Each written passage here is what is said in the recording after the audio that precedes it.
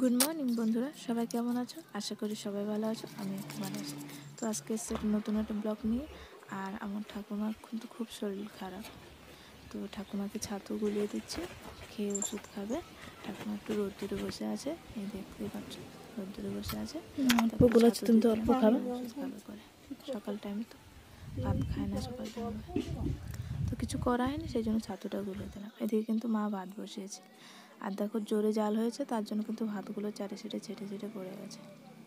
তো তারপরে আর আজকে আমাদের সকালে কি কি রান্না হবে সেগুলো একটু দেখে নাও। এই যে লাল শাক কেটে নিয়েছি, ভাজা হবে। এখানে বেগুন শুকনো মাছ দিয়ে হবে। তারপরে এখানে মাছের মাথা দিয়ে সবজি হবে। তারপরে এই যে মাটি আলু বলে যে, সেটা দিয়ে মাছ দিয়ে ঝোল হবে। তারপরে যেন তো স্নান করে আস্তে আস্তে একটা ঘটনা হয়েছে। আর ঘটনাটা কি, মা বললো কি আমি একটা কাণ্ড ঘটিয়ে ফেলেছি। কী হয়েছে, এই যে গ্রাইন্ডারের যে পাতটা, যে ব্লেডটা থাকে না, ওটা মশলা করতে গিয়ে কেমন করে ভেঙে গেছে। এই তো দেখো, তো ভেঙে গেছে, ভেঙে তো গিয়েছে, এখন কী করা যাবে, ওটাকে আবার লাগিয়ে আনতে হবে। তো সেটাই মা মন দুঃখ করছিল আর কি, ভেঙে ফেলেছে। তো যে কথাটা মেন আর কি, যে এমন কি আনলাম, সবাই অবাক হয়ে গেল, ঘরে এমন কি এনেছে।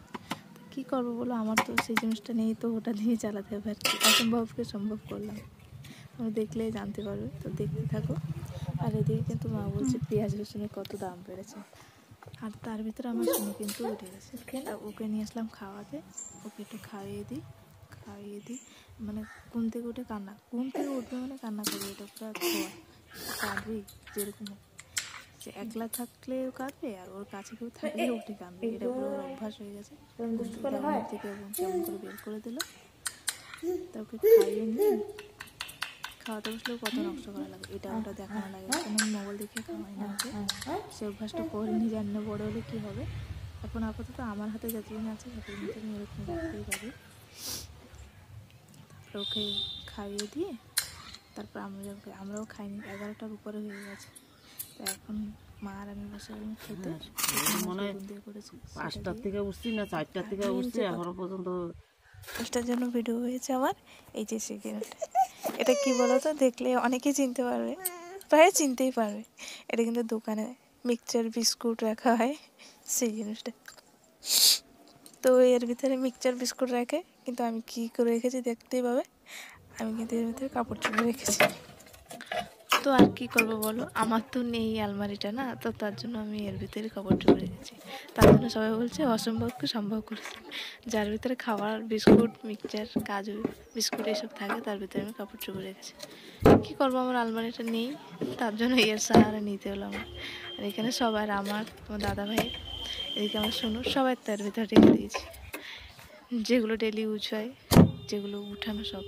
কিন্তু সব কিন্তু আবার জায়গা হয়নি ওর ভিতরে, সব কাপড় জায়গা হয়নি। যেটা আমার কাঠের আগে ছিল, ওটা কিন্তু মাটির দেওয়ালের সাথে খালি কাঠের কভারটা বানানো হয়েছে, সেটার ভিতরেও অর্ধেক রয়েছে। সব তো জায়গা হয়নি, যা যেটুকু হয়েছে সেটুকু ওর ভিতরে রেখেছে। এই দেখতেই পাচ্ছ, কী করবো বলো, আমার নেই, তার জন্য সাহারা নিতে হলো আর কি।